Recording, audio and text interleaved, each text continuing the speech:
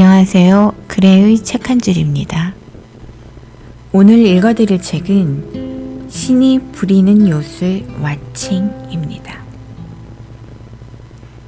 지은이 김상우님은 20여 년간 방송기자로서 바깥 세계의 진실을 파헤쳐내는 데 열정을 쏟던 중 할머니와 아버지의 죽음을 계기로 영적 세계의 진실을 파헤쳐내는 데 빠져들기 시작했다고 합니다.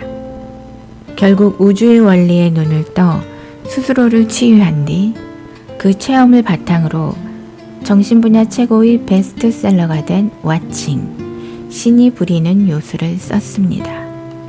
꾸준히 왓칭하다가 1년쯤 전부터 무한한 근원의 빛과 만나기 시작했고, 사람은 육신만으로 된 찰나적 존재가 아니라 무한한 빛으로 퍼져나가는 존재라는 사실을 깨달았다고 합니다. 왓칭 이후에도 마음을 비우면 얻어지는 것들, 리듬, 왓칭2 등의 베스트셀러를 발표했습니다. 사람은 위기를 마주한 순간에 마음의 눈을 뜨게 된다고 한다.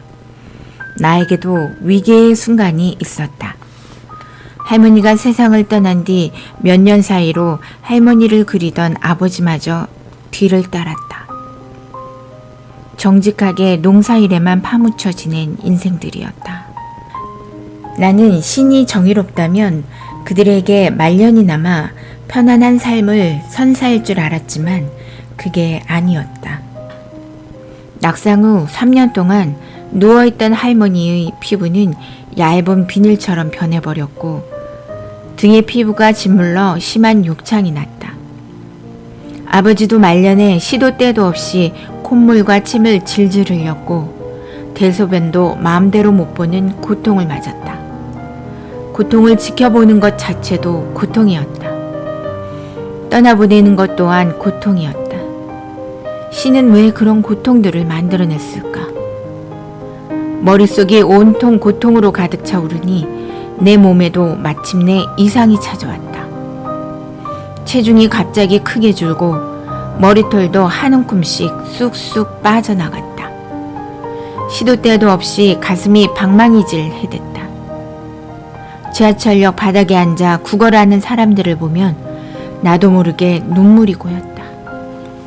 그러던 어느 날 밤 문득 나는 화장실 거울에 비친 내 모습을 깊은 눈으로 바라보았다. 고통으로 일그러진 저 얼굴, 저 고통은 왜 생겼을까? 비로소 나를 객관적인 관찰자의 눈으로 바라보는 순간이었다. 내게 늘 기쁨과 희망을 주는 아이들의 얼굴도 떠올랐다. 시골의 텅 빈 집에 덩그러니 홀로 남은 어머니의 모습도 아리게 스쳐왔다. 이러다간 정말 큰일 나겠구나 하는 생각이 퍼뜩 들었다. 벗어나야겠다고 마음먹자 이런 의문이 고개를 들었다. 신이 고통을 만들어 놓았다면 그걸 꺼버리는 장치는 안 만들어 놓았을까? 조물주가 고통만 만들어 놓고 그걸 꺼버리는 장치는 깜빡했을리 만무하지 않은가? 그 장치가 뭘까? 다행히 나는 기자다. 감정에 파묻히지 않고 매사를 객관적으로 바라보는 게 직업상의 철칙이다. 모르는 게 있으면 취재해서 알아내면 그만이라는 생각으로 살아온 세월이 20여 년이었다. 우선 심리치료에 관한 해외 명저들을 집중적으로 주문해 읽기 시작했다. 뉴욕타임스 베스트셀러에 올라있는 권위 있는 책들은 모조리 읽었다. 그러면서 놀라운 사실을 깨달았다. 내 마음의 병은 스스로의 생각에 지나치게 함몰돼 생긴 것이었다. 함몰된 시각에서 몇 발짝 벗어나 객관적인 눈으로 내면을 바라보는 순간 마음의 병은 거짓말처럼 사라졌다. 그러자 마음이 맑아지기 전에는 보지 못했던 것들이 보이기 시작했다. 파고들수록 새로운 사실이 드러나는 정신세계가 너무나 신기했다. 특히 책을 통해 양자물리학의 세계적인 권위자들을 만날 때 느끼는 감정은 경외감 그 자체였다.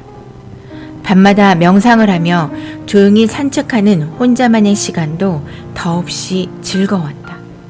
그렇게 1년이 지나고 2년이 지나고 3년이 지나면서 마침내 나는 와칭만으로 인간의 모든 고통이 해결된다는 우주 원리에 완전히 눈을 떴다. 그건 고통을 만들어준 신이 고통 해결의 열쇠로 인간의 손에 쥐어준 선물이었다. 나는 오하이오 주립대학의 리비 교수가 실시한 실험이 떠올랐다. 그는 2004년 대선을 하루 앞두고 대학생 146명을 두 그룹으로 나눴다. 그리고 A그룹 대학생들에게 주문했다. 내일 투표장에서 여러분들이 투표하는 모습을 각기 1인칭으로 떠올려 보세요. 즉, 나는 투표용지에 후보를 찍고 있어 와 같은 식으로 1인칭인 나의 시각으로 내 모습을 상상하라는 것이었다. 학생들은 시키는 대로 눈을 감고 자신들이 투표장에 걸어 들어가 투표용지에 후보를 선택하는 장면을 각기 자유롭게 상상해 보았다. 몇 초씩 반복해서 상상하든 몇 분간 지속적으로 상상하든 그건 자유였다. B그룹 학생들에게도 그런 방식으로 자유롭게 상상하도록 했다. 단지 3인칭의 시각으로 상상하도록 한 것만 달랐다. 여러분이 투표하는 모습을 저 사람은 투표용지에 후보를 찍고 있어 라는 식으로 떠올려 바라보세요. 자신을 남으로 보는 겁니다. 이튿날 두 그룹 사이에는 어떤 차이가 났을까? 자신이 투표하는 모습을 1인칭의 시각으로 상상한 학생들은 72%가 투표했지만 3인칭의 시각으로 상상한 학생들은 무려 90%나 투표장에 갔다. 조사 대상이 아니었던 다른 학생들의 투표율은 20%를 밑돌았다.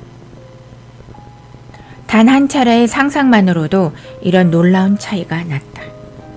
반복할수록 투표율은 더욱 높아진다. 이 실험은 중요한 메시지를 던진다. 나의 행동을 변화시키고 싶다면 내가 원하는 행동을 머릿속에서 미리 이미지로 그려보라는 것이다. 그럼 관찰자 효과에 따라 그 이미지가 현실로 나타난다. 그런데 이미지를 어떤 방식으로 그리느냐에 따라 또 차이가 난다. 나를 나라고 상상하는 것보다 나를 남이라고 상상하는 게 훨씬 성공률이 높다. 예를 들어 자신을 A라는 이름의 낯선 사람으로 보아도 좋다. 왜 이런 차이가 날까? 나의 눈으로 나를 바라보면 나의 감정에 휘말려들어 나를 객관적으로 바라보지 못한다. 그럼 선명한 이미지 형성에 방해가 된다. 하지만 나를 남이라고 상상하면 나를 객관적으로 바라볼 수 있어 이미지가 더 선명해진다. 이미지가 선명할수록 제대로 바라보게 되고 현실로 나타날 가능성은 그만큼 더 높아진다. 리비 교수는 이렇게 설명한다. 잠재의식에 새겨진 뿌리 깊은 습관은 잠재의식이 바뀌지 않는 한 고쳐지지 않아요. 의지력에는 한계가 있죠. 머릿속에 그린 이미지를 제3자의 눈으로 객관화하면 우리 잠재의식은 이를 당연히 받아들여 믿게 되고 이렇게 믿음의 강도가 높아지면 분명한 현실로 나타나는 것이다. 읽어드릴 내용은 여기까지입니다. 오늘도 미안합니다. 고맙습니다. 사랑합니다. 여러분, 다음에 또 만나요.